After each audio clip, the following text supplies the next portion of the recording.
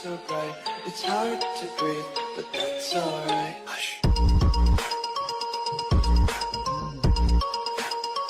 Hi hello வணக்கம்.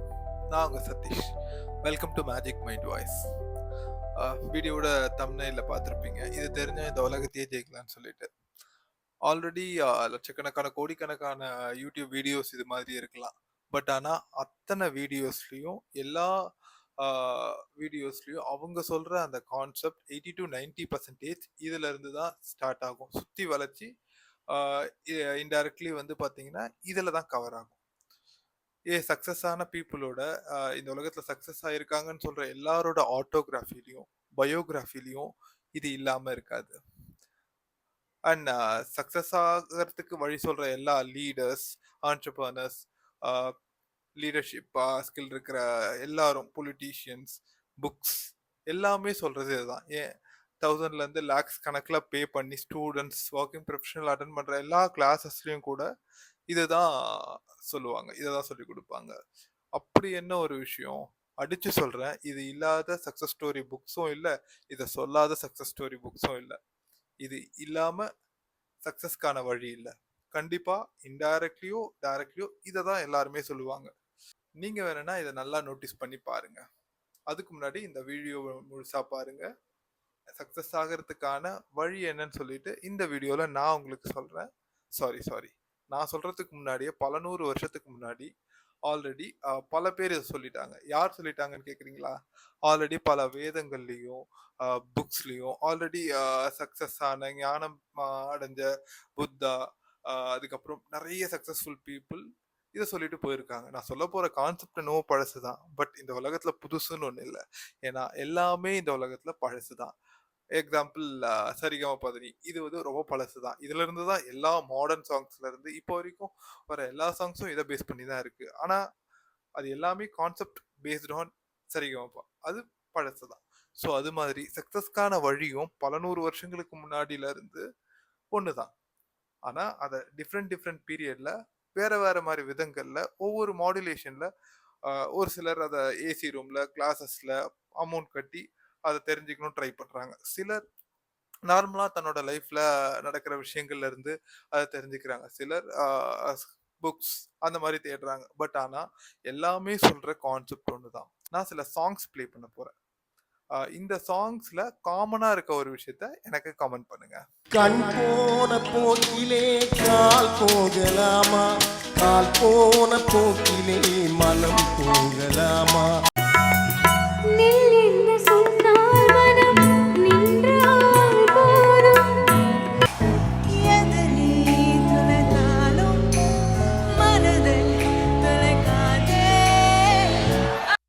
மனமனம் எங்கிலும் ஏதோ கனம் கனம் ஆனதே, தினம் தினம் ஞாபகம் வந்து ரனம் ரனம் தந்ததே, அலைகளின் ஆசையில் கிளி. மனமே மனமே சபதம் வெல்லும் மட்டும் நான் ப்ளே பண்ண இந்த 5 சாங்ஸையும் கேட்டிருப்பீங்க.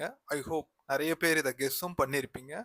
ஆமாங்க, இந்த உலகத்தையே ஜெயிக்கணும் அப்படின்னா இந்த ஒரு விஷயம் தெரிஞ்சிருந்தா போதும்னா அது என்னன்னா, நம்மளை நாமளே ஜெயிக்கிறது, இல்லைன்னா உங்களை நீங்களே ஜெயிக்கிறது. நிறைய பேர் நினைக்கலாம், இந்த வீடியோட தம்ப்நெயில் பார்த்த நிறைய பேர் யோசிச்சிருப்பாங்க, இந்த உலகத்தையே ஜெயிக்கிறவங்க எல்லாம் ஜெயிச்சவங்கன்னா எல்லாரோட கற்பனைக்கும் வந்திருக்க நிறைய பேர் வந்திருப்பாங்க. அதுல முக்கியமா நிறைய பேர் வந்து பில்லியனரா இருக்கவங்க, மில்லியனரா இருக்கவங்க, ரொம்ப ரிச்சஸ்டா இருக்கவங்க, அவங்க தான் இந்த உலகத்திலேயே ஜெயிச்சவங்க அப்படின்னு சொல்லிட்டு நம்ம நிறைய பேர், மேக்சிமம் நிறைய பேர் அந்த மாதிரி நினைச்சிருக்கலாம். ஸோ இப்போ அதுக்காக ஒரு சின்ன ஸ்டோரி.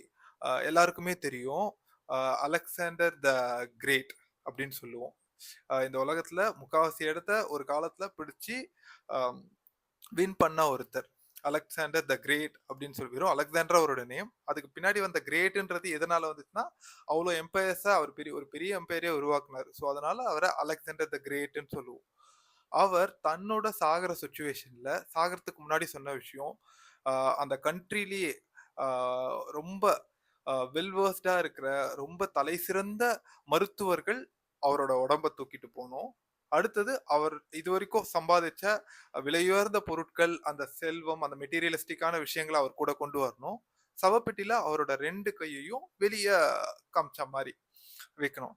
இதோடைய மெசேஜ் என்ன சொல்றாங்கன்னா, அவர் உலகத்தையே வின் பண்ணியிருக்கலாம். Like most of the places win பண்ணியிருக்கலாம். ஆனா, எந்த பிசிஷியன்ஸாலயும் அவர காப்பாத்த முடியல. அதாவது எந்த ஒரு டாக்டர்ஸாலயும், தலை சிறந்தவர்களாலயும் காப்பாத்த முடியல. அவர் சம்பாதிச்ச அவ்வளவு விலையுயர்ந்த பொருட்கள அவரால கூட கொண்டு போக முடியல. அவரால எதையும் கொண்டு போக முடியல. அத ஷோ ஆஃப் பண்ற மாரி அந்த 2 கையையும் வெளிய வச்சிருக்கணும் அப்படின்னு சொல்லிட்டு சொன்னாரு. ஸோ வந்து பார்த்தீங்கன்னா, நம்மள நெறைய பேர் நெனைக்கிறது, சக்சஸ்ஃபுல்லா இருக்கிறது, சக்சஸ் ஆன பீப்பிள் அதாவது இது ஒண்ணு தெரிஞ்சா சக்சஸ் ஆயிடலாம் அப்படின்னோனே, சக்சஸ் ஆகுறதுன்னதுமே நெனைக்கிறது வந்து, ஆ பணம், அதுக்கப்புறம் மெட்டீரியலிஸ்டிக்கான விஷயங்கள், மில்லியனர் ஆகுறது, அந்த மாரி ஒரு தாட்ல இருப்போம். இப்படியாக ஒரு வேத வசனம் சொல்லுதுங்க. பல 100 வருஷங்களுக்கு முன்னாடி எக்ஸாக்ட்டா யார் எழுதுனாங்கன்னு தெரியாது. ஆனா ஒரு ஞானியால எழுதப்பட்ட ஒரு கோட். இது தெரிஞ்சாலும் கமெண்ட் பண்ணுங்க. ஆ பட்டினத்தை அடக்குகிறவனை பார்க்கிலும், அதாவது பட்டினத்தை பிடிக்கிறவனை பார்க்கிலும், தன் மனதை அடக்குகிறவன் உத்தமன். ஆ இந்த 2 கதைக்கும் என்ன சம்மந்தம் இருக்கு அப்படின்றது உங்களுக்கு தெரியும்.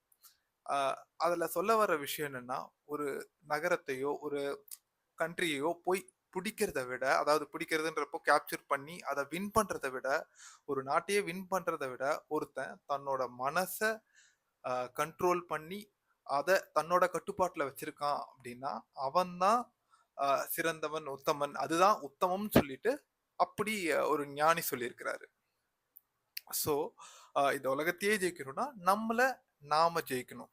விவேகானந்தரோட ஒரு பொன்மொழியில இப்படி சொல்லியிருக்கு. இத நான் என்னோட 11த் ஸ்டாண்டர்ட்ல படிச்சேன். அ "பணம் மனிதனை உண்டாக்கவில்லை. மனிதன் தான் பணத்தை உண்டாக்கினான்." இது கேட்கறதுக்கு ஒரு நார்மலான கோட் மாரி இருக்கலாம். நார்மலான ஒரு பொன்மொழி மாரி இருக்கலாம். ஆனா இத நல்லா ஆழமா நீங்க தியானிக்கிறப்போ, பணம் மனிதனை உண்டாக்கவில்லை. மனிதன் தான் பணத்தை உண்டாக்கினான். நெறைய விஷயத்தோட கனெக்ட் ஆகும்.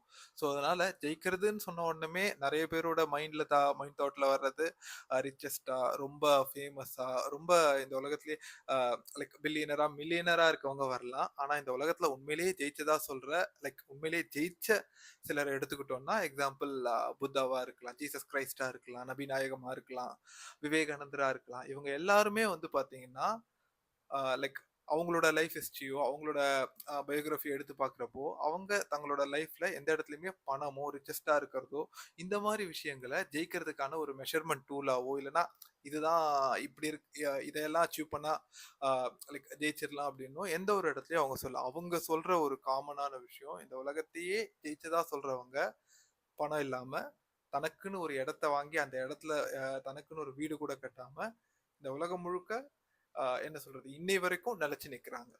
ஸோ இவங்க எல்லாருமே ஜெயிச்சவங்க. ஸோ நீங்க கேட்கலாம். இந்த உலகத்தையே ஜெயிக்கிறதுக்கு நம்மள ஜெயிக்கணும் அப்படின்றீங்க. நம்மள ஜெயிக்கிறதுனா நம்மளோட மனச ஜெயிக்கிறது. மனச ஜெயிச்சா போதுமா? ஒரு சின்ன எக்ஸாம்பிள், ஒரு சின்ன ஸ்டோரி. ஸ்டோரி இல்ல. இது உண்மையிலேயே எடுத்த ஒரு அனாலிசிஸ் ரிப்போர்ட்ன்னு சொல்றாங்க. லைக் வெஸ்டர்ன் கண்ட்ரீஸ்ல ஒரு பெரிய யூனிவர்சிட்டில 2 குரூப் ஆஃப் குழந்தைங்கள சில்ட்ரன்ஸ எடுத்துக்கிறாங்க. ஒரு பிரைமரி இல்லன்னா ஆ மிட் லெவல் ஏஜ் இருக்கிற ரொம்ப சின்ன பசங்கள எடுத்துக்கிறாங்க. அப்ப அவங்க கிட்ட என்ன சொல்றாங்கன்னா, 2 குரூப்பா பிரிக்கிறாங்க. அந்த 2 குரூப்ல ஒரு குரூப் ஆ ஏ, ஒரு குரூப் பி. இப்ப ஏ குரூப்ல இருக்க அந்த குழந்தைங்களுக்கு என்ன பண்றாங்கன்னா, 2 குரூப் ஆ பீப்பிளையுமே அந்த குழந்தைங்களையுமே ஒரே இடத்துல வச்சுட்டு, ஆ இந்த ஏ குரூப்புக்கு முன்னாடி ஒரு டேபிள்ல சாக்லேட்ஸ் வச்சிருக்காங்க. அதே மாரி பி குரூப் பிள்ளைங்க முன்னாடியும் சாக்லேட்ஸ் வச்சிருக்காங்க. ஸோ இப்போ வந்து பார்த்தீங்கன்னா, 2 பேருக்குமே அந்த 2 குரூப் பீப்பிளுக்குமே அந்த குழந்தைங்களுக்கும் குடுக்குற டாஸ்க் என்னன்னா, இந்த சாக்லேட்ட ஒரு 40 டூ 50 மினிட்ஸ் வரைக்கும் டச் பண்ணாம இருந்தீங்கன்னா, உங்களுக்கு இத விட டபுள் மடங்கு சாக்லேட் கிடைக்கும். ஆனா, அதே இப்ப நீங்க சாப்பிட்டீங்கன்னா, இந்த சாக்லேட்ட நீங்க சாப்பிட்டுறலாம். அது ரொம்ப அட்ராக்டிவா எல்லா குழந்தைங்களுக்கும் புடிச்ச மாரி. அந்த லைக் அந்த பர்ட்டிகுலர் ஏஜ்ல அந்த ஏஜ்ல இருக்க குழந்தைங்களுக்கு ரொம்ப அட்ராக்டிவா இருக்க சாக்லேட்ஸ் அது. ஸோ அதனால குரூப் ஏல இருக்க குழந்தைங்க ஈஸியா என்ன பண்றாங்கன்னா, லைக் கண்ட்ரோல் பண்ண முடியாம எடுத்து சாப்பிட்டுர்றாங்க. குரூப் பில இருக்கவங்க அத கொஞ்ச நேரம் யோசிச்சு, இல்ல நம்ம இன்னும் கொஞ்ச நேரம் பொறுத்திருந்தோம்னா, டபுள் மடங்கா கிடைக்கும். ஏஜ் கிரைட்டீரியா சேம் தான். இந்த மாரி ஒரு அனலைஸ் பண்ணிட்டு அந்த குழந்தைங்கள விட்டுடுறாங்க. ஸோ ஏ குரூப் வந்து பார்த்தீங்கன்னா, ஆசைப்பட்டு சாப்பிட்டுடுறாங்க அப்பயே. பி குரூப் வந்து கொஞ்சம் வெயிட் பண்ணி, அ அதுக்கப்புறமா அவங்களுக்கு எக்ஸ்ட்ராவா அதாவது டபுள் மடங்கு சாக்லேட்ஸ் கிடைக்குது. பல வருஷங்கள் இவங்கள ட்ராக் பண்றாங்க. இப்படி ட்ராக் பண்றப்போ மோஸ்ட் ஆஃப் த கிட்ஸ் யாரெல்லாம் அந்த வெயிட் பண்ணி பொறுமையா இருந்து டபுள் மடங்கு கிடைக்கும்னு சொல்லிட்டு வெயிட் பண்ணி சாப்பிட்டாங்களோ, அதாவது வெயிட் பண்ணி டபுள் த அமௌண்ட் சாக்லேட் வாங்குனாங்களோ, அவங்கலாம் லைஃப்ல சக்சீடா இருக்கிறாங்க. சக்சீட் இன் த சென்ஸ் அவங்க ஒரு லைக் நல்ல ஜாப்ல, ஒரு நல்ல பொசிஷன்ல, ஒரு நல்ல இடத்துல இருக்காங்கன்னு சொல்லிட்டு அப்படி ஒரு அனலிசிஸ் ரிப்போர்ட் தருது. அது ஜெயிக்கிறது முழுசா ஜெயிக்கிறதுன்ற மீனிங் இல்ல. பட் ஆனா, கொஞ்ச நேரம் நம்மளோட லைஃப்ல அந்த ஒரு அனாலிசிஸ் எடுத்து பார்க்கிறப்போ, கொஞ்ச நேரம் தன்னோட மைண்ட கண்ட்ரோல் பண்ணி, இல்ல இத சாப்பிடக்கூடாது அப்படின்னு சொல்லிட்டு, கொஞ்ச நேரம் தன்னோட மனச கண்ட்ரோல் பண்ண அந்த குழந்தைங்களால, லைக் வாழ்க்கையில பல இடங்கள்ல முக்கியமான டிசிஷன் எடுக்கிற இடத்துலயும், முக்கியமான லைஃப் சேஞ்சிங் மொமெண்ட்லயும் கரெக்ட்டான ஒரு டிசிஷன் எடுக்கிறதுக்கு தன்னோட மனச கண்ட்ரோல் பண்ண முடியுது. ஸோ, இதிலருந்து நம்ம தெரிஞ்சுக்கிறது என்ன, நம்மள நம்ம ஜெயிக்கிறது அப்டின்னா, ஆ நம்மளோட மனச முடிஞ்ச அளவுக்கு நம்ம கண்ட்ரோல்ல வச்சுக்கிறது. ஆனா இருக்கிறதுலயே ரொம்ப கஷ்டமான விஷயம் அதுதான். ஏன்னா, நம்மள எப்படியெல்லாம் ஆ லைக் அட்ராக்ட் பண்ணணும், நம்மள எப்படியெல்லாம் நம்ம கன்வின்ஸ் பண்ணிக்கணும் அப்டின்னு சொல்லிட்டு நமக்கு நல்லா தெரியும். யோசிச்சு பாருங்க. எக்ஸாம்பிள் ஆ ஒரு லீடர்ஷிப் குவாலிட்டின்னு சொல்றது வந்து அக்செப்ட் த மிஸ்டேக். சில மிஸ்டேக்ஸ் பண்றப்போ அத நம்ம அக்செப்ட் பண்ணிக்கணும் அப்படின்னு சொல்லிட்டு ஒரு லீடர்ஷிப் குவாலிட்டி. ஒரு மிஸ்டேக் பண்றப்போ அந்த மிஸ்டேக்ஸ நம்ம அக்செப்ட் பண்ணிக்கணும் அப்படின்னு சொல்லிட்டு. பட் ஆனா மோஸ்ட் ஆஃப் த டைம் பாருங்க, நெறைய பேர் வந்து அவங்க செஞ்ச மிஸ்டேக்க அவங்களே அக்செப்ட் பண்ணிக்க மாட்டாங்க. அவங்களுக்கு தெரியும் அது ஒரு லீடர்ஷிப் குவாலிட்டி. ஆனாலும் அவங்க மைண்ட் வந்து என்ன செய்யும்னா அந்த இடத்துல அவங்க பக்கமா என்னெல்லாம் ஃபேவரா இருக்கோ அது எல்லாத்தையுமே ஹைலைட் பண்ணி காமிக்கும். இல்ல நம்ம செஞ்சது இந்த வகையில சரிதான். இந்த வகையில சரிதான். ஒரு ஆர்கனைசேஷன் சைட்ல இருந்து பார்க்குறப்ப சரிதான். என்னோட பெர்ஸ்பெக்டிவ்ல இருந்து இது சரிதான். இல்ல இதுதான் இந்த இடத்துக்கு கரெக்ட்டா இருக்கும்னு சொல்லிட்டு ஏதோ ஒரு காரணத்த சொல்லி அந்த இடத்துல அவங்க மைண்ட் வந்து அவங்கள வந்து அந்த இடத்துல லைக் நம்ம இறங்கி சாரி கேட்கணுனோ, இல்லன்னா அந்த இடத்துல நம்ம அப்பாலஜைஸ் பண்ணணுன்ற அந்த தாட் ப்ராசஸ வரவிடாம பார்த்துக்கும். அவங்களும் ஆமா கரெக்ட் இல்ல அப்படின்னு சொல்லிட்டு அத ஃபாலோ பண்ணி போயிடுவாங்க. இது பார்க்கறதுக்கு ஒரு சின்ன விஷயம் மாரி இருக்கலாம். ஆனா லைஃப்ல நெறைய இடத்துல வந்து பார்த்தீங்கன்னா, ஆ இதுதான் நடக்குது. மைண்ட் நம்மள கண்ட்ரோல் பண்ணுது. நம்ம அந்த பாடிய கண்ட்ரோல் பண்றோம். ஆனா வந்து கடைசியில வந்து பார்த்தீங்கன்னா, அல்டிமேட் வந்து பார்த்தீங்கன்னா, நம்மள அது கண்ட்ரோல் பண்ணுதா? அத நம்ம கண்ட்ரோல் பண்றோமான்னு வரப்போ கொஸ்டின் மார்க் தான். நெறைய பேர் நெனைக்கலாம். அது எப்படி? தன்ன ஜெயிக்கிறதுன்னா என்ன? இந்த வீடியோல அ காமிச்ச லைக் இந்த வீடியோல நீங்க கேட்ட அந்த 5 சாங்ஸ் இது மாரி 5 சாங் இல்ல. 5, 6 சாங்ஸ் எடுக்கலாம். ஏன் ஒரு சாங்ஸ் எடுத்தேன் அப்டின்னா, மோஸ்ட்லி நெறைய விஷயத்துல நம்ம எடுக்க முடியும். ஆனா நம்ம டே டு டே லைஃப்ல ரொம்ப லைக் பண்றது சாங்ஸ். அந்த சாங்ஸ் எழுதின கவிஞர்கள். அவங்க ஜெனரலா அந்த காலத்துல இருந்து அதுக்கப்புறம் இன்னைக்கு ஜெனரேஷன் வரைக்கும் விடாம ஒரு விஷயத்த மென்ஷன் பண்ணியிருக்காங்க அப்படின்னா, எல்லா கவிஞர்களுமே டிஃபரெண்ட். கங்கை அமரன், வாலி, பா. விஜய், நா. முத்துக்குமார் இவங்க எல்லாருமே வேற வேற லைக் ஆங்கிள்ல எழுதியிருக்கலாம். பட் ஆனா அவங்களுடைய அவங்க எல்லாரும் சொல்ற ஒரு விஷயம் மனம். ஃபர்ஸ்ட் சாங்ல கேட்டிருப்பீங்க.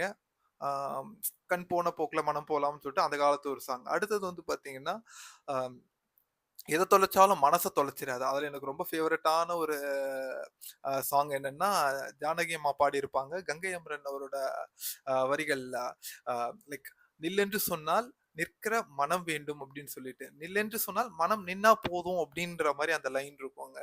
அ அதுதான் ரொம்ப கஷ்டமான ஒரு விஷயம். ஸோ அதுதான் இந்த உலகத்தையே ஜெயிக்கலாம். ஆனா, நம்மளோட மனச ஜெயிக்கிறது ரொம்ப கஷ்டமான ஒரு விஷயம். லைக் எல்லாருக்குமே தெரியும். மகாபாரதத்துல வந்து பாத்தீங்கன்னா, ஒரு சின்ன ஸ்டோரி இருக்கும். என்னன்னா, ஆ அந்த போர்க்காலத்துல இறந்து போயிருக்க தன்னோட சொந்தங்கள பார்த்து அர்ஜுனர் அழுவாரு. அந்த போரோட முடிவுல வந்து ரொம்ப வருத்தப்பட்டு அழுவார். அப்போ வந்து பக்கத்திலேயே நின்னுட்டு இருந்த கிருஷ்ணரும் அழுவாரு. அப்ப அர்ஜுனர் கேட்பாரு, உங்களுக்கு தான் இந்த மாரி எந்த இதுவுமே இல்லையே. நீங்க தான் கடவுளாச்சே, பரபிரம்மமாச்சே அப்படின்னு நீங்க ஏன் அழறீங்க அப்படின்னு கேட்கிறப்போ, கிருஷ்ணர் சொல்லுவாரு, "நான் அதுக்காக அழல. இவ்வளோ நாளா நான் சொன்ன கீதை வந்து இன்னமும் நீ புரிஞ்சுக்கலையே" அப்படின்னு சொல்லிட்டு அந்த கதை முடியும். அதாவது என்னன்னா, அர்ஜுனனுக்கு அவர் சொன்னது என்னன்னா, "கவலைப்படாத. இது எல்லாமே மாயை தான். இது எல்லாமே வந்து பார்த்தீங்கன்னா, லைக் அ அதுக்கும் அந்த புரிஞ்சுக்கிட்டாங்க அப்படின்னா, அவங்க மனச அவங்க கண்ட்ரோல் பண்ணி இது எல்லாமே வந்து உண்மை இல்ல அப்படின்னு சொல்லிட்டு அவர் அந்த இடத்துல அழுதிருக்க மாட்டாரு. பட் ஆனா அந்த இடத்துல வந்து அவர் அழுதப்போ வந்து பார்த்தீங்கன்னா, எல்லாத்தையுமே கேட்டாரு. எல்லாத்தையுமே அவரு அப்சர்வ் பண்ணாரு. ஆனா வந்து ஃபைனலா வந்து அந்த மைண்ட் அந்த விஷயங்கள கொண்டு வர்றப்போ, லைக் தன்னோட சொந்தங்கள் இறந்துருச்சு, இப்படி நம்ம பண்ணிட்டோம் அப்படின்னு சொல்லிட்டு மனதுடைய அந்த அ எண்ணங்களும், அதோடைய தாக்கம் அதிகமா இருக்கிறதால, அவர் அந்த இடத்துல அழுதிருப்பாரு. ஸோ கிருஷ்ணர் சொன்ன விஷயம் ஒண்ணுதான். கவலைப்படாத. ஏன்னா இது எல்லாமே பொய்.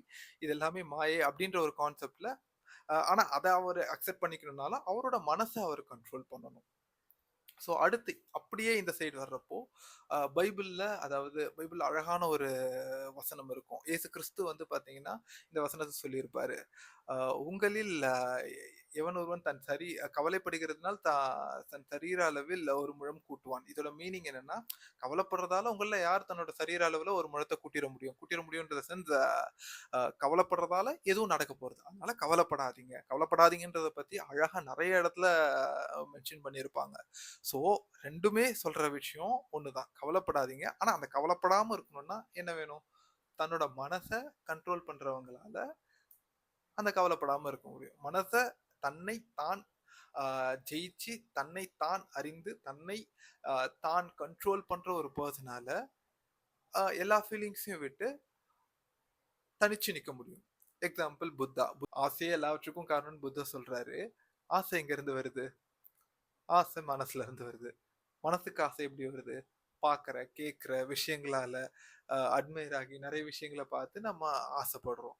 ஆக மொத்தத்துல ஆசை எப்போ முடியும்னு கேட்டா, லைக் ஒரு இப்போ 20,000 வாங்குறவங்களுக்கு 30,000 வாங்குனா நல்லா இருக்கும்னு தோணும். 30,000 வாங்குறவங்களுக்கு ஒரு 80, 90,000 இல்ல 1,00,000 சேலரி வாங்கணும். ஆனா 1,00,000 சேலரி வாங்குறப்பயும் அவங்களுக்கு என்ன தோணும் அப்டின்னா, அடுத்து என்ன? அடுத்து என்ன? அப்டின்னு சொல்லிட்டு போயிட்டே இருக்கும். ஆசைக்கு முடிவே இல்ல. இது வந்துருச்சா அப்ப அது இல்ல. ஏன்னா கன்டினியூஸா நம்மளோட மனசு வந்து ஆசைகள உற்பத்தி பண்ணிக்கிட்டே இருக்கும். ஸோ எல்லா மதங்கள்னு சொல்றத விட மதங்கள் நான் சொல்ல மாட்டேன்.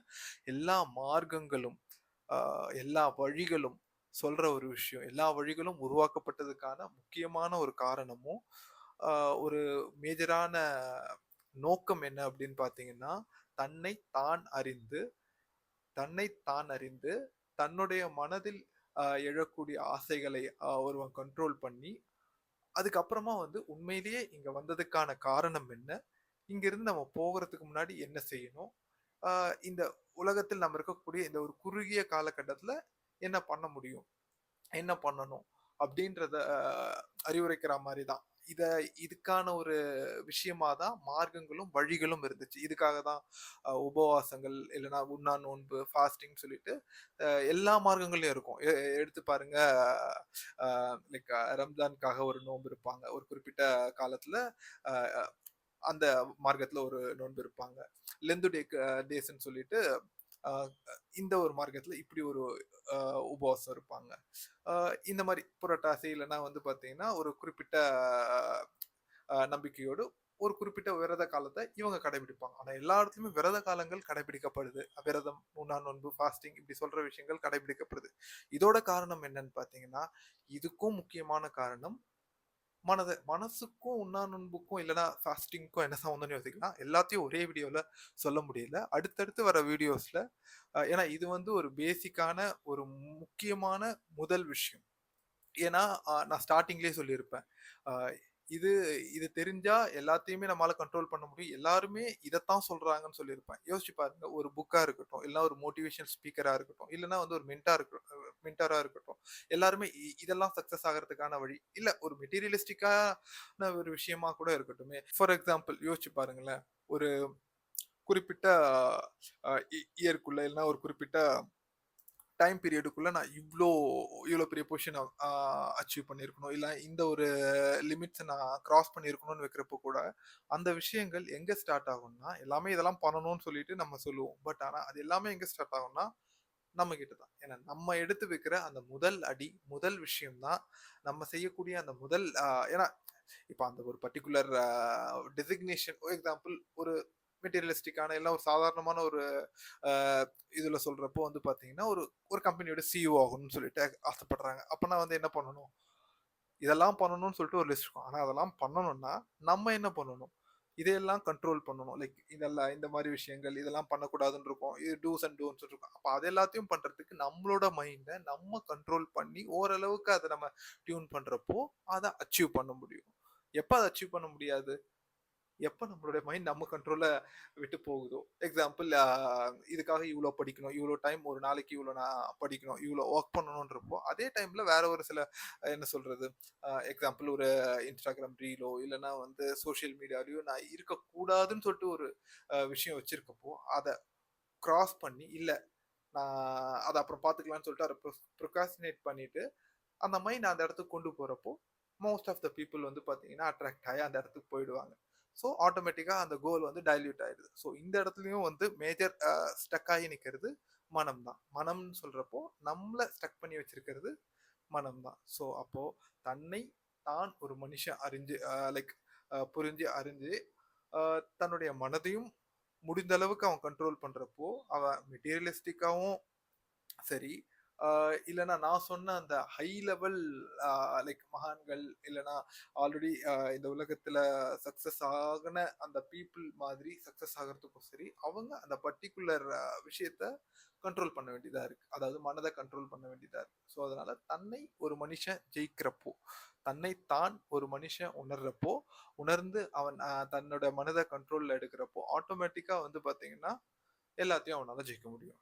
ஆனா அதுக்கு நெறைய விஷயங்கள் இருக்கு. ஸோ அத அப்கமிங் வீடியோஸ்ல நான் ஒவ்வொன்னா ஷேர் பண்ண போறேன். ஸோ இந்த யூடியூப் சேனலுடைய நோக்கம் வந்து பார்த்தீங்கன்னா, எனக்கு தெரிஞ்ச என்னால என்ன ஷேர் பண்ண முடியுமோ, என்னால இந்த உலகத்துல என்னெல்லாம் லைக் ஷேர் பண்ண முடியுமோ, அந்த ஒரு விஷயத்த அந்த ஒரு நாலேட்ஜ் ட்ரான்ஸ்ஃபர் நான் பண்ணணும்னு நெனச்சு இந்த சேனல்ல நான் ஷேர் பண்ணிட்டு இருக்கேன். அடுத்த வீடியோல பார்ப்போம். Thank you. Bye bye.